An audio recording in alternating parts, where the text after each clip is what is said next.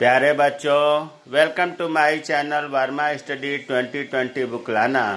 मैं UP board के class 11th के छात्राओं के लिए ज्योग्राफी सब्जेक्ट को हिंदी माध्यम से मैं फुल कोर्स कराऊंगा। यदि आप फुल कोर्स करना चाहते हैं तो मेरे चैनल को सब्सक्राइब कीजिए और बेल आइकन को प्रेस करना न भूलें, ताकि जो भी वीडियो मैं अपलोड करूं उसका नोटिफिकेशन आपको सबसे पहले मिल सके। प्यारे बच्चों, भौतिक भूगोल के मूल सिद्धांत में चैप्टर 7 आज शुरू होगा, जिसका नाम है भू आकृतियां तथा उनका विकास। इसका आज पार्ट 1 अर्थात पहला वीडियो है। जैसा कि इससे पहले आप लोगों को देखने को मिला होगा कि किसी भी पार्ट को पढ़ाने के लिए मैं थोड़ा सा बैक से चलता हूं, अर्थात उसे बॉक्स में लिख देता हूं। इसका मतलब यह हुआ कुछ समझने के लिए है, न कि उसको उत्तर में लिखा जाएगा। देखिए, भूपटल जो ऊपरी पटल है, जिसको क्रस्ट कहते हैं, इसको प्रभावित करने वाले, परिवर्तन करने वाले दो शक्तियां काम करती हैं। एक तो होती है अंतर्जनित बल या आंतरिक बल, अर्थात ये पृथ्वी के अंदर ये शक्तियां कार्य करती हैं, जैसे ज्वालामुखी, भूकंप। दूसरा है बहिर्जात बल, बहिर्जनिक बल। इसका मतलब यह हुआ कि ये पृथ्वी के बाहर धरातल पर ये शक्तियां कार्य करती हैं। ये देखिए 3 तरह की होती हैं, पिछले वीडियो में बताया गया है। स्थिर शक्तियां का मतलब यह होता है कि इन शक्तियों के द्वारा जैसे सूर्य ताप, वर्षा, पाला, पेड़ पौधे, जीव जंतु के द्वारा चट्टानों का टूट फूट होता है। लेकिन यहाँ सबसे महत्वपूर्ण बात यह है कि टूट फूट ही होता है, इसका स्थानांतरण नहीं होता है। इसको हम अपक्षय कहते हैं। अब ये जो है 3, 4, 5 ये अपक्षय के कारक कहे जाएंगे या अपक्षय को प्रभावित करने वाले शक्तियां कहे जाएंगे। ये स्थिर शक्तियां इसीलिए है क्योंकि टूट फूट करने के बाद भी ये गति नहीं करती हैं। दूसरा है गतिशील शक्तियां, जिसको अपर्दन कहते हैं। इसमें जो नदी, हिम नदी, पवन, सागरी लहरें, भूमिगत जल है, ये शक्तियां जो है टूट फूट जो अपक्षय में हुआ है उसे एक स्थान से दूसरे स्थान पर ले जाती हैं और उनको जमाव निक्षेपण करती हैं, खुद भी कटाव करती हैं। केवल अपक्षय का ही नहीं ले आती, खुद स्वयं भी अपर्दन। इसलिए अपर्दन के 3 कार्य बताए गए हैं: चट्टानों का कटाव करना या टूट फूट करना, उन टूटे भागों का स्थानांतरण, ट्रांसपोर्टेशन करना, और उन टूटे फूटे भागों को अन्य स्थानों पर जमा करना निक्षेपण कहलाता है। तो अपर्दन के 3 कार्य हैं। तीसरा होता है बृहद संचलन। बृहद संचलन में अभी आप देख रहे हैं कि बाह्य शक्तियों के कारण जो है अपर्दन हुआ। इसमें क्या होता है कि गुरुत्वाकर्षण बल के कारण होता है, न कि बाह्य शक्तियों के कारण। ये पिछले वीडियो में बताया जा चुका है। प्यारे बच्चों, जो ये है अपर्दन के कारक, नदी, हिम नदी, पवन, सागरी लहरें, भूमिगत जल, इसी को अपर्दन के कारक तो कहते ही हैं। इसे भू आकृतिक कारक भी कहते हैं। इन्हीं के द्वारा पृथ्वी की जो बाह्य संरचना में परिवर्तन होता है उन्हें भू आकृतिक कारक भी कहते हैं। इनने जो ये कारक हैं, इनसे 2 तरह की संरचनाएं बनती हैं: अपर्दित स्थल रूप और निक्षेपित स्थल रूप। देखिए, अपर्दित का मतलब हुआ कि जैसा कि आपने देखा कि अपर्दन के 3 कार्य है: कटाव, स्थानांतरण, निक्षेपण।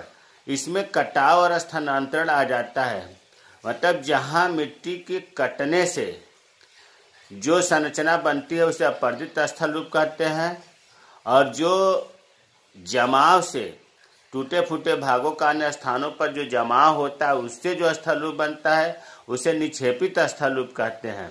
कहने का मतलब यह है कि जितनी ये शक्तियां हैं, यही आगे हम लोगों को पढ़ना है कि नदी के अपर्दित स्थल रूप कौन कौन से हैं, नदी के निक्षेपित स्थल रूप कौन कौन से हैं, हिम नदी के अपर्दित स्थल रूप कौन से हैं, मतलब अपर्दन से कौन कौन से स्थलाकृतियां बनती हैं, हिम नदी के निक्षेपण से कौन कौन से स्थलाकृतियां बनती हैं।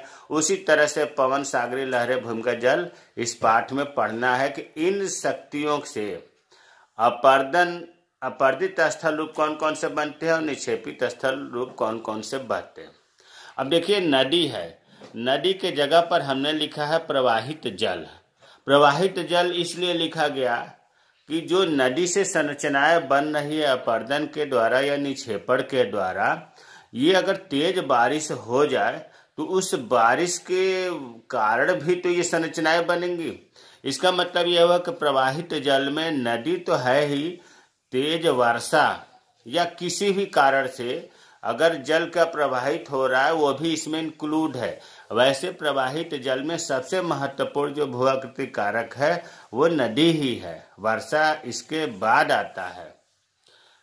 अब देखिए इसमें कुछ पॉइंट है प्रवाहित जल के, ये अभी तक जो हमने बताया इम्तहान में लिखना नहीं है, समझने के लिए बता रहा हूँ। प्रवाहित जल के भी 6-7 पॉइंट है, ये भी समझने के लिए, इसको भी लिखने की जरूरत नहीं होती है। जहाँ से इम्तहान में लिखना है वो मैं बताऊंगा। तो प्रवाहित जल के कुछ पॉइंट है जिसको समझने के लिए हमने लिखा है। देखिए प्रवाहित जल, अभी हमने बताया कि प्रवाहित जल में नदी महत्वपूर्ण भू आकृति कारक है। इसी से धरातल का निम्नीकरण होता है, ऊंचे ऊंचे पहाड़ भी कट जाते हैं। निम्न मतलब निम्नीकरण अर्थात उनकी ऊंचाई कम हो जाती है। किसके द्वारा? अपरदन के कारण, नदी से या प्रवाहित जल से, वर्षा से।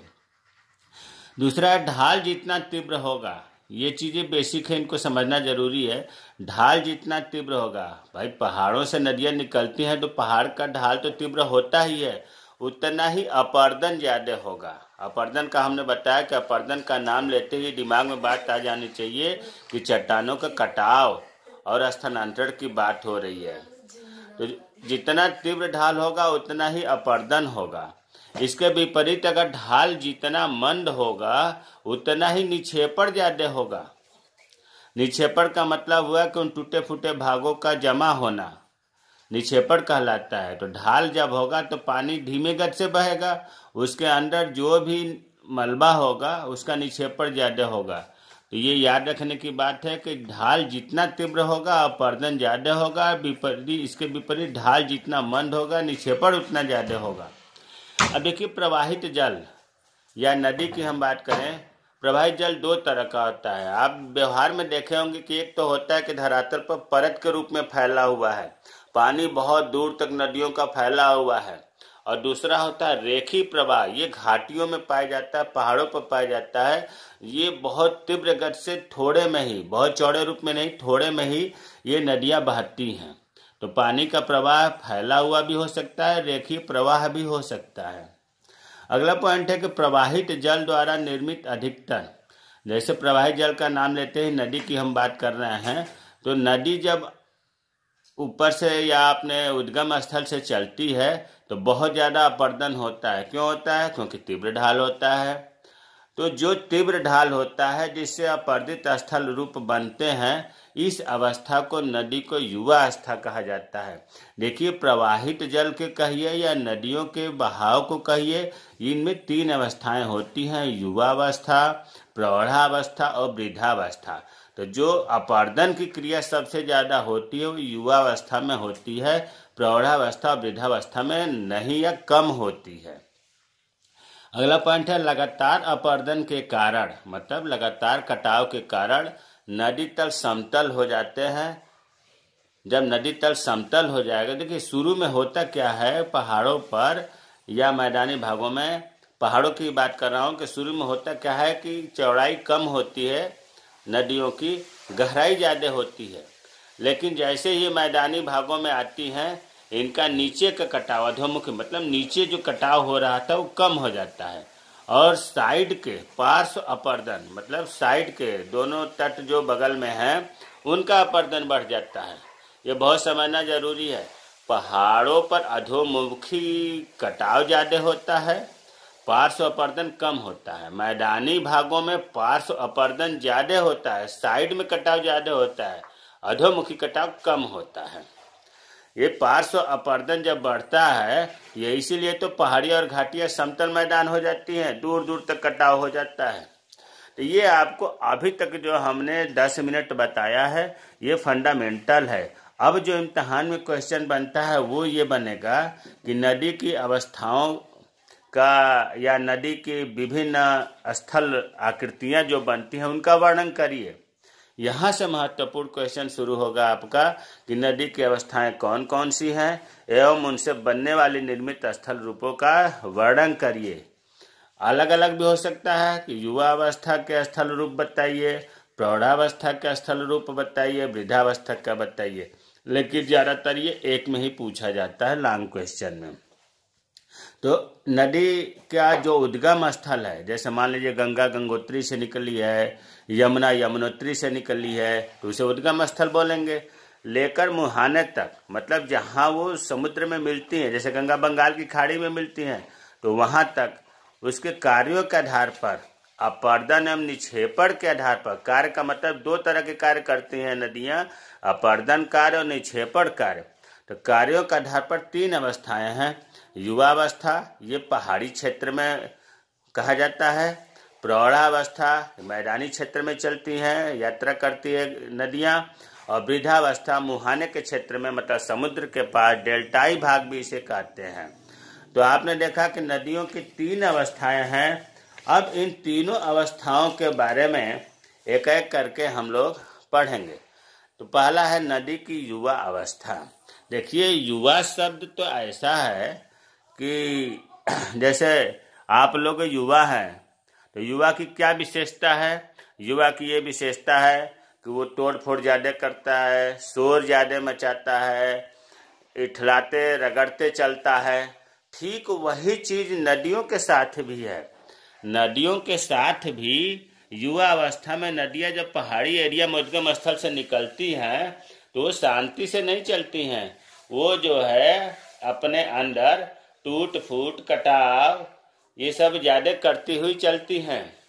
आप कहेंगे नदियाँ शोर मचाती हैं। हाँ जी, अगर आप जा करके रात में नदियों के किनारे रुकें तो पता चलेगा कि नदियों में बहुत ही ज़्यादा शोर होती है, मतलब तीव्र गति से चलती हैं, ये ना, चट्टानों को तोड़ती फूटती, इठलाती इतराती, शोर मचाती, अपने साथ अगल बगल समेटते हुए ये चलती हैं।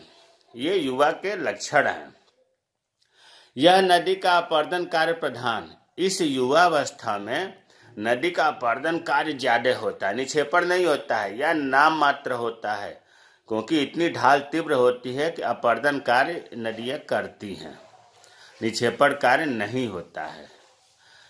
नदी में जल की मात्रा कम होती है। भाई, उद्गम स्थल से जितना बर्फ पिघला है, बर्फ के पिघलने से नदियों का निर्माण होता है, तो जल की मात्रा कम होती है, लेकिन उसका जो वेग है, पानी बहने की जो गति है, बहुत तीव्र होती है। इस अवस्था में, मतलब युवावस्था में, नदी की चौड़ाई भी कम होती है, लेकिन गहराई अधिक होती है। इस अवस्था में नदी वी आकार की घाटी, भाई गहराई जब ज़्यादा होगा तो ऊपर थोड़ा चौड़ा होगा, नीचे पतला होगा, अंग्रेजी के वी लेटर के जैसी घाटी बन जाती है, गार्ज बन जाते हैं, कैनियन बन जाते हैं, जलज गर्तिका, जलप्रपात, झीलें, छिप्रिकाएं आदि का निर्माण करते हैं। नदी की युवा अवस्था, इम्तिहान में क्वेश्चन आएगा, नदी की युवा अवस्था से बनने वाली विभिन्न स्थल आकृतियों का वर्णन करिए। तो पहले उनकी विशेषता तो जानिए कि युवा अवस्था में क्या क्या होता है। आपने विशेषता देखा कि युवा अवस्था में अपर्दन कार्य ज़्यादा होता है, निक्षेपण कार्य नहीं होता है, जल की मात्रा कम होती है, उसका वेग बहुत तेज होता है। इस अवस्था में नदी की चौड़ाई कम होती है, गहराई अधिक होती है और विभिन्न प्रकार की आकृतियों का निर्माण होता है युवा अवस्था में। अब हम एक एक करके पढ़ेंगे। पहली आकृति जो युवा अवस्था से बनती है, स्थल आकृतियाँ, वो होती है वी आकार की घाटी। देखिए, वी आकार की घाटी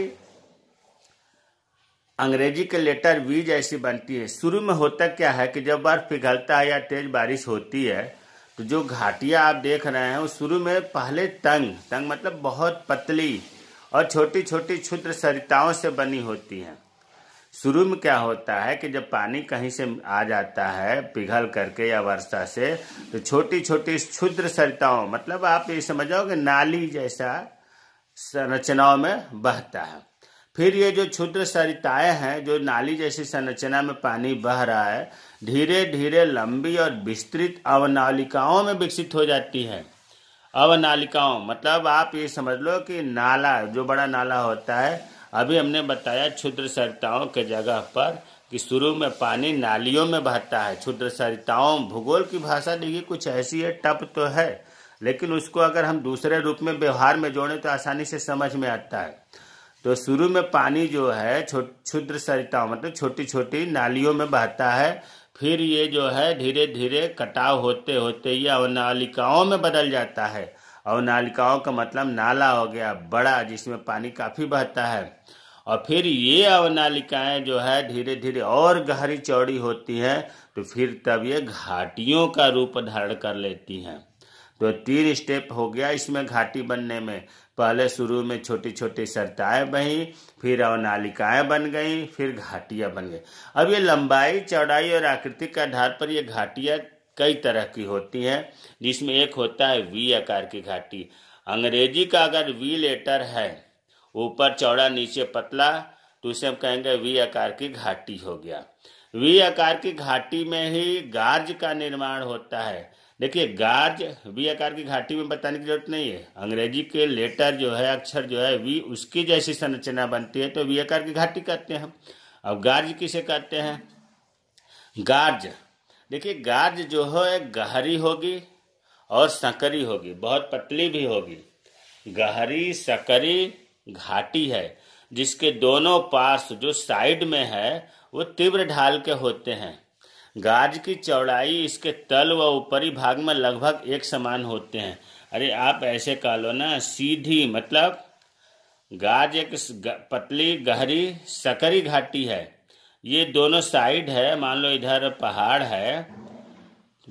है तो ये पार्श्व तीव्र ढाल के होते हैं। भाई खड़ा है, गाज की चौड़ाई जो है और इसका तल और ऊपरी भाग लगभग एक समान है। जितना नीचे चौड़ा है उतना ऊपर चौड़ा है, इसे कहते हैं गार्ज। और इसी से मिलता जुलता है कैनियन है। कैनियन गार्ज में देखिए, गार्ज का ही विकसित रूप कैनियन होता है। इसमें क्या होता है कि गहरी तो यह भी होती है और तीव्र ढाल इसमें भी होता है, लेकिन ऊपर चौड़ा ज़्यादा होगा और नीचे कम होगा। गार्ज में जितना ऊपर चौड़ा उतना ही नीचे, लेकिन कैनियन में ऊपर ज़्यादा चौड़ा होगा, नीचे कम चौड़ा होगा। लिखा है एक कैनियन के किनारे भी खड़ी ढाल बातें हैं। देखो वर्टिकल ढाल इसमें भी है। गार्ज की तरह ये भी गहरी होती है, लेकिन कैनियन में तल की अपेक्षा ऊपरी भाग अधिक चौड़ा होता है। अब गार्ज का ही ये विकसित रूप है। गार्ज में नीचे ऊपर बराबर था, इसमें ऊपर चौड़ा हो गया तो गार्ज का विकसित रूप है।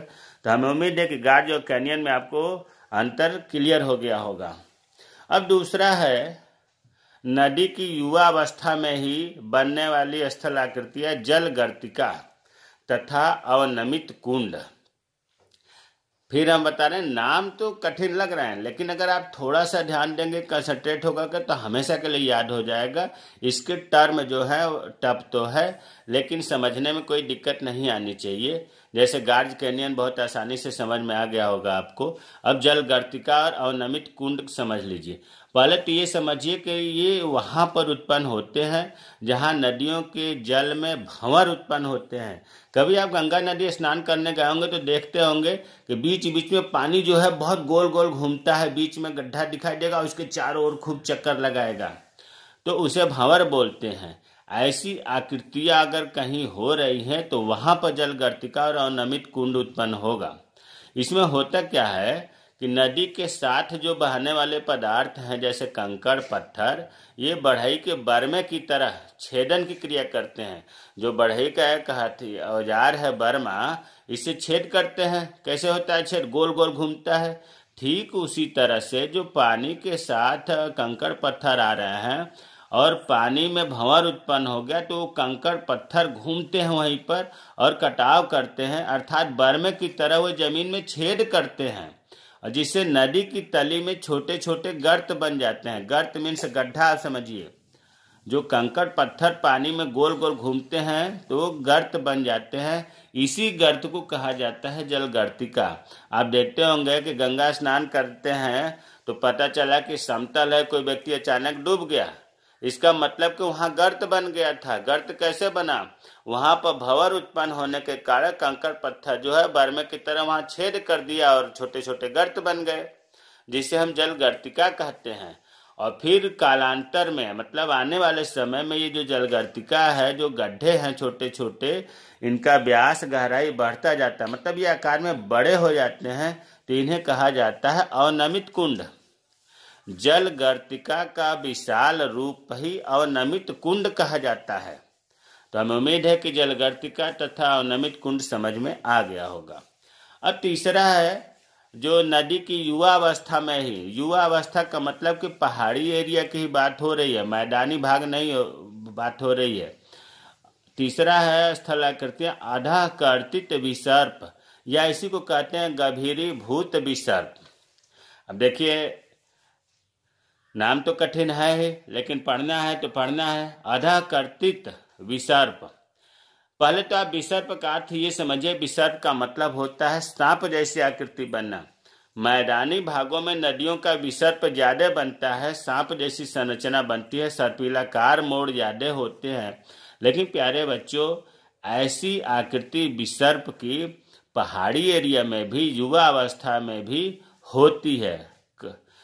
तो वो लिखा है तीव्र ढाल वाली चट्टानी भागों में। भाई तीव्र ढाल में ही युवा अवस्था होती है, तो तीव्र ढाल वाली चट्टानी भागों में नदियां पार्श्व अपर्दन की अपेक्षा, पार्श्व अपर्दन मतलब साइड में, भाई युवा अवस्था में बताया जा रहा है कि गहराई अधोतल की कटाव ज्यादा होता है, अपर्दन ज्यादा होता है, पार्श्व अपर्दन कम होता है।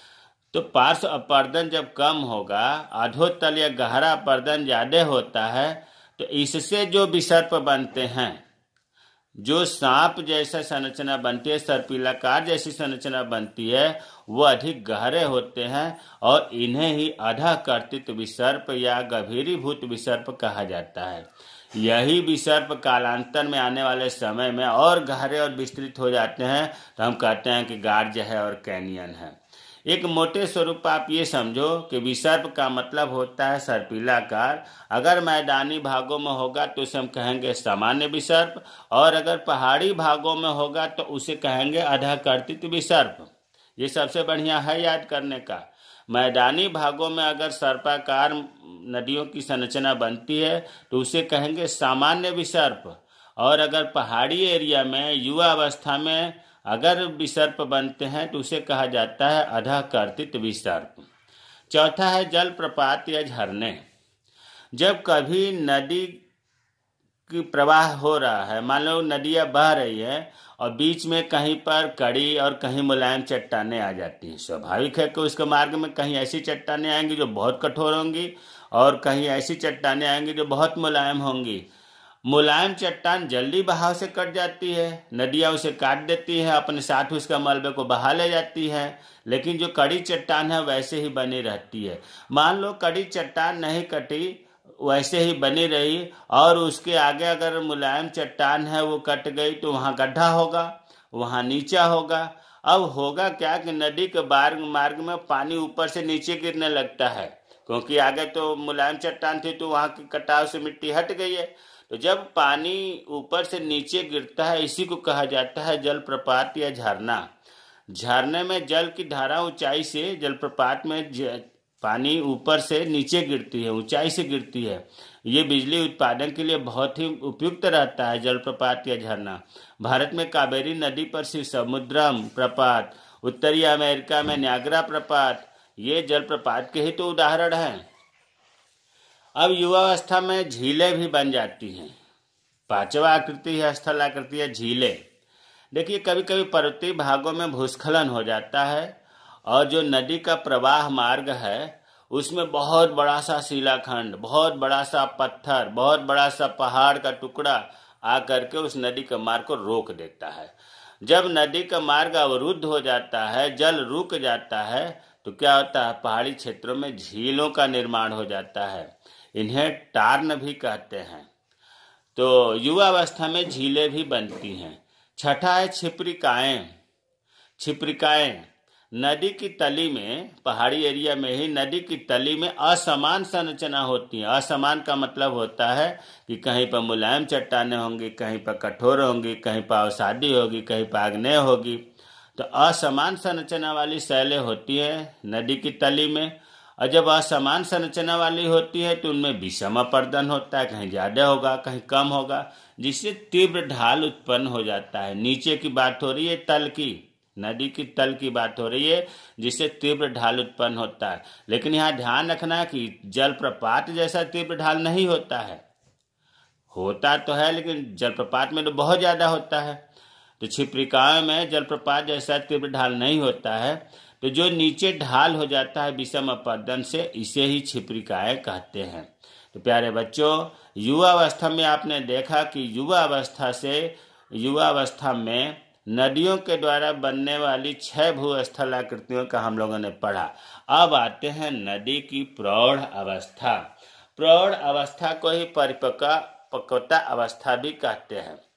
जब पर्वतीय भाग से उतर करके नदी मैदानी भाग में आती है तो उसका यौवन भी उतार पर होता है। अब तक आपने देखा था कि युवा अवस्था में खूब इठलाती, इतराती, तोड़ती, फोड़ती, शोर मचाते हुए आगे बढ़ रही थी नदी। लेकिन जैसे ही मैदानी भागों में आती है और ढाल कम हो जाता है तो उसका यौवन, उसका जो क्या कहा जाए युवा स्टेज जो है, उसमें भी कमी आ जाती है। मैदानी भाग में हल्का ढाल होने के कारण उसकी चाल भी धीमी हो जाती है, वह शोर शराबा भी कम करती है, उसमें गंभीरता, परिपक्वता आ जाती है और मैदानी भाग की यह यात्रा प्रौढ़ा अवस्था या परिपक्वता अवस्था की यात्रा कहलाती है। अब नदी की प्रौढ़ अवस्था से जो स्थलाकृतियां बनती हैं, अर्थात मैदानी भागों में जो बनती है स्थलाकृतियां, उनके बारे में पढ़ेंगे। पहला है नदी वेदिकाएं। देखिए, नदी वेदिकाएं का नाम लेते आप समझ लीजिए कि ये उन जगहों पर बनती है वेदिकाएं, सीढ़ीदार जैसी संरचना होती है। ये उन जगहों पर बनती है जहां कभी बाढ़ आई होती है, अर्थात बाढ़ पहले आई होती है, उसमें जब अपरदन होता है तो नदी वेदिकाएं बन जाती हैं। लिखा है, इनका निर्माण नदी निक्षेपित बाढ़ मैदानों के लंबवत अपरदन से होता है। लंबवत अपरदन का मतलब यह हुआ कि ये गहराई में जहां वास्तव में पहले तल था वहां तक अपरदन होता है, अर्थात प्रारंभिक नदी जल तल को ये प्रदर्शित करती है। तो हमें उम्मीद है कि समझ में आ गया होगा कि निक्षेपित बाढ़ मैदानों में ही नदी वेदिकाएं बनती हैं। नदी वेदिकाएं 2 तरह की होती हैं, युग्मित वेदिकाएं, अयुग्मित वेदिकाएं। जब वेदिकाएं नदी के दोनों तरफ जो सीढ़ीदार संरचना बनी है वो अगर समान ऊंचाई वाली हो तो ऐसे आकृति को हम कहते हैं युग्मित वेदिकाएं। और अगर ये तो समझ में आ गया होगा, युग्मित वेदिकाएं जो सीढ़ीदार संरचना बनी है, वेदिकाएं जो बनी है नदी के दोनों तरफ, वो समान ऊंचाई वाली होंगी। सीढ़ी की जो ऊंचाई है दोनों साइड में समान होगी, उसे हम कहेंगे युग्मित वेदिकाएं। दूसरा है अयुग्मित वेदिकाएं। जब नदी के केवल एक तट पर, मतलब पार्श्व साइड में, दोनों साइड की बात नहीं हो रही है, एक तरफ वेदिकाएं पाई जाती हैं अगर, और दूसरी तरफ अनुपस्थित होती है, नहीं पाई जाती है, या इनकी ऊंचाई पार्श्व वाले से बिल्कुल भिन्न होती है, तो ऐसी वेदिकाओं को हम अयुग्मित वेदिकाएं कहते हैं। इसको हम चित्र के माध्यम से देखते हैं। देखिए, ये युग्मित वेदिकाएं का चित्र है और ये अयुग्मित वेदिकाओं का चित्र है। इसमें देखिए, युग्मित वेदिकाओं में लेफ्ट साइड के जो पार्श्व साइड है और राइट साइड का दोनों की ऊंचाई बराबर है। रेखा से दिखाया गया है कि जितनी इसकी ऊंचाई यहाँ थी उतनी इसकी ऊंचाई है। इसके बाद दूसरी सीढ़ी की यहाँ तक ऊंचाई थी तो इसकी भी इतनी ही है, तीसरे का भी, मतलब दोनों साइड की जो वेदिकाएं हैं वो समान ऊंचाई की हैं, एक जैसी हैं। इसे हम कहते हैं युग्मित वेदिकाएं। अयुग्मित वेदिकाएं, इसमें एक साइड में देखिए, लेफ्ट साइड में वेदिकाएं बनी है, इसकी ऊंचाई यहाँ है, लेकिन दूसरे साइड में इसके बराबर नहीं है, बीच में, मतलब इससे अलग है। इसमें किनारे ऊंचाई है, यहाँ बीच में है। इसमें देखिए, यहाँ स्टार्टिंग यहाँ सही ढंग से है, यहाँ पर बीच में है। तो कहने का मतलब है कि दोनों किनारा, दोनों साइड, पार्श्व साइड जो है वो समान ऊंचाई की नहीं होती है, तो इसे हम कहते हैं अयुग्मित वेदिकाएं। तो वेदिकाएं आपको समझ में आ गया होगा। अब आप प्रौढ़ावस्था में जो दूसरी आकृति बनती है उसे हम कहते हैं जलोढ़ पंख या एवं जलोढ़ शंकु। जलोढ़ जो पानी के साथ मलबा बह करके आता है गंगा नदी में, और उस जो इकट्ठा हो जाता है उसे हम जलोढ़ कहते हैं। तो देखिए, जलोढ़ पंख और जलोढ़ शंकु अलग अलग है। नदी जब पर्वतों से उतर करके युवा अवस्था से जब प्रौढ़ावस्था में पहुंचती है, कब? जब पर्वत से मैदानी भागों में प्रवेश करती है। तो जब मैदानी भागों में प्रवेश करती है नदी, तो उसके ढाल में अकस्मात अचानक कमी आ जाती है, और जब कमी आ जाती है तो इसकी परिवहन क्षमता भी कम हो जाती है। परिवहन क्षमता का मतलब हुआ कि उसके अंदर जो कंकड़, पत्थर, मलबे जो आ रहे थे, उनको आगे ले जाने के लिए, परिवहन करने के लिए उसकी क्षमता कम हो जाती है। क्यों कम हो जाती है? क्योंकि ढाल कम हो जाता है। यही कारण है कि उस मलबे का, जो बड़े बड़े कंकड़ पत्थर हैं, उनका निक्षेप हो जाता है कहाँ? पर्वत पदीय क्षेत्रों में। भाई, पहाड़ के निचले भागों में, जहाँ से मैदानी भाग स्टार्ट हो रहा है, उस वहाँ पर्वत का निचला भाग, पर्वत का पद क्षेत्र, पैर का क्षेत्र कहेंगे, वहाँ पर जो है बड़े बड़े मलबे का निक्षेप हो जाता है। और ये निक्षेप अगर ध्यान से देखा जाए तो ये अर्धचंद्राकार रूप में होता है, जिसे हम कहते हैं जलोढ़ पंख। तो जलोढ़ पंख का नाम लेते ही ये बात दिमाग में आ जानी चाहिए कि जब नदी पर्वतों से उतरकर मैदानों में प्रवेश करती है तो उसके ढाल में अचानक कमी आने से उसकी परिवहन क्षमता कम हो जाती है, जिससे मलबे का निक्षेप जो है पर्वत पदीय क्षेत्र में अर्धचंद्राकार के रूप में हो जाती है, जिसे जलोढ़ पंख कहते हैं। और इसी स्थल रूप का जो जलोढ़ पंख बना है और ऊंचाई ज्यादा हो जाए तो उसी को हम कहते हैं जलोढ़ शंकु। शंकु जैसी संरचना दिखाई देने लगती है। कुल मिलाकर जलोढ़ पंख का विस्तृत रूप ही जलोढ़ शंकु कहलाता है। तो प्रौढ़ावस्था में अब तक आपने दो पढ़ लिया स्थलाकृतियाँ। पहला पढ़ा नदी वेदिकाएं, दूसरा पढ़ा आपने जलोढ़ पंख एवं जलोढ़ शंकु।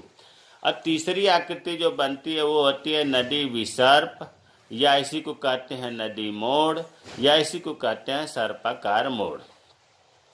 अब प्रौढ़ावस्था का मतलब ही आपके दिमाग में बात आ जानी चाहिए कि मैदानी भागों की बात हो रही है, पहाड़ी भागों की बात नहीं हो रही है, क्योंकि पहाड़ी भाग को हम युवा अवस्था क्षेत्र कहते हैं। अब देखिए, मैदानी भागों में जब नदियों का वेग मंद हो जाता है, क्यों मंद हो जाता है? क्योंकि ढाल कम होती है। इसी स्वभाव के कारण, मंद गति होने के कारण नदी की धारा में जगह जगह मोड़ पड़ जाते हैं, जिसे हम कहते हैं नदी विसर्प या नदी मोड़ कहते हैं। अच्छा, ये मोड़ क्यों पड़ते हैं? भाई, नदी का पानी तो मंद गति से बह रहा है, लेकिन जहाँ भी कोमल शैलें निकलती हैं वहाँ अपर्दन करके उसी दिशा में मुड़ जाती हैं नदी। जहाँ भी कोमल शैलें मिलेंगे वहीं अपर्दन करके नदी उस दिशा में मुड़ जाती है, इसलिए मोड़ हो जाता है। ये मैदानी भागों में सीधे नहीं बहती हैं। अब जब सीधे नहीं बहती हैं तो इसी मोड़ को कहा जाता है नदी विसर्प या नदी मोड़ या सर्पाकार मोड़। सर्प के जैसा आकार मोड़ हो।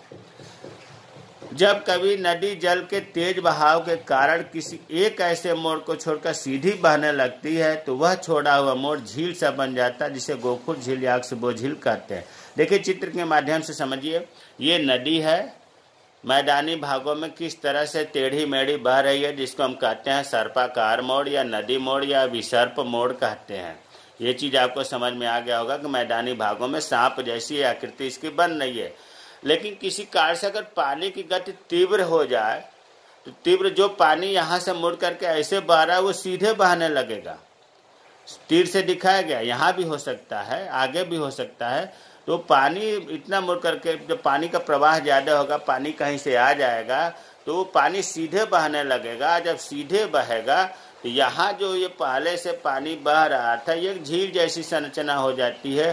प्यारे बच्चों, इसी झील को गोखुर झील कहते हैं, अक्सबो झील कहते हैं, छाड़न झील कहते हैं, धनुषाकार झील कहते हैं। तो सांप जैसी आकृति में पानी की गति जब तीव्र हो जाती है, सीधी बहने लगती है, तो गोखुर झील का निर्माण होता है। अब प्रौढ़ावस्था में चौथी आकृति बाढ़ का मैदान, प्राकृतिक तटबंध एवं विसर्पी रोधिका। इसको हम बाक्स में लिखे हैं पहले समझने के लिए, इसको इम्तिहान में लिखने की जरूरत नहीं होती है। देखिए, जिस प्रकार से अपर्दन से घाटियां बनती हैं, उसी प्रकार निक्षेपण से बाढ़ का मैदान बनता है। बहुत महत्वपूर्ण बात है। अपर्दन से मतलब युवावस्था में अपर्दन होता है, वहाँ घाटियाँ बनती हैं। और मैदानी भागों में आगे पढ़ेंगे निक्षेपण से बाढ़ का मैदान विकसित होता है। जब नदी तीव्र ढाल से मंद ढाल में प्रवेश करती है, पहाड़ी से मैदानी भागों में प्रवेश करती है, तो उसके अंदर जो पहले से बड़े पदार्थ होते हैं वो वहीं निक्षेप हो जाते हैं, जिसे जलोढ़ पंख बनते हैं, जलोढ़ शंकु बनते हैं। लेकिन जो उसके अंदर बारीक पदार्थ होते हैं जैसे रेत, चीका मिट्टी, गाद आदि मंद ढालों पर बहने वाली कम वेग वाली जलधाराओं मिलती है। जो मैदानी भागों में जलधारा बहती है उसमें छोटे छोटे ही मिलते हैं, रेत मिलेगा, चिक्का मिट्टी मिलेगा, गाद मिलेगा, जिसे हम अवसाद भी कह सकते हैं। बड़े बड़े तो पर्वत के परी क्षेत्रों में ही निक्षेप हो जाते हैं। यहाँ मैदानी भागों में अवसाद बह करके आते हैं, और जब बाढ़ आती है पानी चारों ओर फैल जाता है। यही अवसाद, यही मिट्टी, यही गाद, यही रेत वो क्या होता है, चारों ओर जहाँ तक पानी फैला होता है तल पर जमा हो जाता है, जिसे हम कहते हैं बाढ़ का मैदान। ये तो समझने के लिए हमने बताया। यहाँ उसकी परिभाषा लिखा है कि बाढ़ समाप्त होने पर नदी के साथ आया अवसाद मतलब रेत, चीका, मिट्टी, गाद विशाल क्षेत्र में फैल जाता है, जिसे हम बाढ़ का मैदान कहते हैं। और जिस समय नदी में बाढ़ आती है उस यहाँ तक तो आप समझ गए होंगे कि बाढ़ का मैदान कहते हैं। कहाँ तक? जो अवसाद चारों ओर इकट्ठा हो जाता है। अब उसका अगला है कि जिस समय नदी में बाढ़ आती है उसके अपने किनारों पर, भाई दोनों साइड के किनारों पर अवसाद निक्षेप हो जाते हैं, और निक्षेप से बाढ़ जैसी संरचना बन जाती है। भाई दोनों साइड में जहाँ तक बाढ़ हुआ है, लास्ट वाला जो किनारा है वहाँ बाढ़ जैसी संरचना बन जाती है निक्षेप से, उसे हम कहते हैं प्राकृतिक तटबंध। और यही प्राकृतिक तटबंध बड़ी नदियों में होता है। अवतल ढालों पर सांप जैसी संरचना, विसर्प जैसी संरचना बना दे, उसे हम कहते हैं विसर्पी रोधिकाएं या नदी रोधिकाएं कहते हैं। तो यहाँ जो तीन चीज आपको अभी बताया गया, बाढ़ का मैदान, मैदानी भागों में जो जल के साथ बह करके आया, चारों ओर फैल गया, जम गया, उसे कहते हैं बाढ़ का मैदान। बाढ़ के जाने के बाद दोनों तटों पर ऊंची संरचना बन जाती है, निक्षेप जैसी संरचना बन जाती है, उसे हम प्राकृतिक तटबंध कहते हैं। और प्राकृतिक तटबंध जो है ये सांप जैसी अगर संरचना बना देती है तो उसे हम कहते हैं नदी रोधिकाएं या विसर्पी रोधिकाएं। यहाँ नोट करके लिखा है कि नदी के साथ बहाकर लाए गए अवसादों को जलोढ़ भी कहते हैं, पहले भी बताया गया।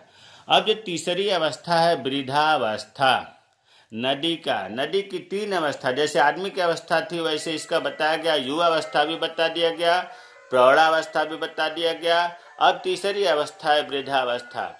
नदी की वृद्धावस्था मतलब नदी बुढ़ी हो गई, अपनी यात्रा के अंतिम चरण में नदी का वृद्धावस्था शुरू होता है। इसमें जो नदी है इसका शरीर थक करके चूर हो जाता है, उसकी चाल एक बूढ़ी स्त्री के समान बहुत धीमी हो जाती है, इतनी धीमी हो जाती है कि इसका शरीर शिथिल शरीर कहा जाए। नदी का कटाव बिल्कुल नहीं होता। नदी की वृद्धावस्था में कटाव का कार्य बिल्कुल नहीं होता है। यहाँ तक कि जो उसके पानी में मलबे आ रहे थे उसको भी बहाने का कार्य भी वो नहीं कर पाती है, बड़ी कठिनाई से कर पाती है। तो ये अब तक आपने देखा, इसे कहते हैं नदी की वृद्धावस्था। इस यात्रा में नदी केवल निक्षेपण कार्य करती है, अपर्दन कार्य तो बिल्कुल नहीं करती है, निक्षेपण कार्य करती है। और अपने साथ जो लाए हुए रेत है, मिट्टी है, अपने तल में मुहाने मतलब जहाँ समुद्र में मिल रही है उस क्षेत्र में बिछाते हुए कई शाखाओं में बढ़ जाती है। पानी की गति इतना दूर तक फैल जाता है, पानी गति इतनी मंद हो जाती है कि पानी मतलब इसके अंदर अपर्दन क्रिया तो बिल्कुल होती ही नहीं है, निक्षेपण कार्य होता है। ये कई शाखाओं में बढ़ जाती हैं। शाखाओं के बीच में नदी अनेक छोटे छोटे त्रिभुजाकार भूमिखंडों का निर्माण करती है। भाई जब कई खंडों में बटेगा तो बीच बीच में सूखा स्थल हो जाएगा जो त्रिभुजाकार होता है। इस त्रिभुजाकार भूमि को ही डेल्टा कहते हैं। इसीलिए नदी की वृद्धावस्था को डेल्टाई क्षेत्र में कहा जाता है कि होता है। हमने बॉक्स में लिखा है कि नदी की इस त्रिभुजाकार आकृति को डेल्टा जो कहा जाता है, सबसे पहले एक बड़े भूगोल शास्त्री थे हेरोडोटस, उन्होंने बताया था। डेल्टा 3 प्रकार के होते हैं, चापाकार, पंजाकार, ज्वार नदमुखी। डेल्टा 3 प्रकार के होते हैं, चापाकार मतलब चाप के आकार का, पंजा के आकार का, और ज्वार नदमुखी। ज्वार नदमुखी का मतलब यह हुआ कि ये फिक्स ज्वार भाटा जो आता है उसके साथ ही ये डेल्टा बह जाता है।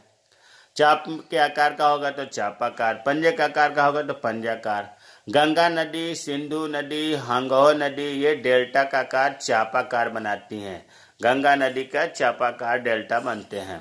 भारत में जो गंगा का डेल्टा है विश्व में सबसे बड़ा डेल्टा है, जिसका नाम है सुंदरबन का डेल्टा। प्यारे बच्चों, प्रश्न तो ऐसे ही बनता है कि नदी की युवावस्था, वृद्धावस्था, प्रौढ़ावस्था क्या है, इससे बनने वाली स्थलाकृतियों का वर्णन करिए। कभी कभी इसी क्वेश्चन को घुमा देता है कि नदियों के अपर्दन से बनने वाली स्थलाकृतियां एवं निक्षेपण से बनने वाली स्थलाकृतियों का वर्णन करिए। तो आपको ये पता होना चाहिए कि अपर्दन से कौन कौन से स्थल रूप बनते हैं, कटाव से कौन कौन से बनते हैं, और निक्षेपण से कौन कौन से बनते हैं। क्वेश्चन कितना हो घुमाया जाए, व्याख्या तो उसी तरह से होगा जो अभी बताया गया। तो अपर्दित स्थल रूप में घाटियां हैं, घाटियों में 3 हो गया, वी आकार की घाटी, गार्ज घाटी, कैनियन घाटी। जलगर्तिका भी अपर्दन से ही बनता है और नमित कुंड से बनता है। अधा कर्तित विसर्प, जिसको गंभीरी भूत विसर्प भी कहते हैं, यह भी अपर्दित से बनता है। नदी वेदिकाएं बनती हैं, जलप्रपात झरने बनते हैं, गोखुर झील बनते हैं, विसर्पी मुड़ाव झील। ये जो 8 आकृतियां हमने लिखा है ये नदियों के अपर्दन से बनने वाली स्थलाकृतियां हैं। तो अगर प्रश्न पूछता है कि नदियों के अपर्दित स्थलाकृतियों का वर्णन करिए तो ये 7-8 पॉइंटों का वर्णन होगा। अगर पूछता है कि नदियों के निक्षेपित स्थलाकृतियों का वर्णन करिए तो निक्षेप पर से मतलब जमाव से जो आकृतियां बनी है उसमें जलोढ़ पंख है, जलोढ़ शंकु है, डेल्टा है, बाढ़ का मैदान है, प्राकृतिक तटबंध है, विसर्पी रोधिका है, गुम्फित नदी है। इनके बारे में पीछे बताया जा चुका है। तो प्यारे बच्चों, आज का वीडियो तो बहुत लंबा हो गया, लेकिन नदी के बारे में अगर हम बताते युवावस्था, प्रौढ़ावस्था, वृद्धावस्था, फिर अपर्दित स्थल रूप, निक्षेपित स्थल, इसे एक साथ बताना उचित समझा। इसलिए हमें उम्मीद है कि ये वीडियो पसंद आएगी, अच्छी तरह से आपको समझ में आ गया होगा कि नदियों से बनने वाली स्थलाकृतियां कौन कौन सी हैं। अगर कोई चीज़ नहीं समझ में आया है तो कमेंट बॉक्स में कमेंट करें, मैं रिप्लाई करूंगा। जय हिंद, जय भारत।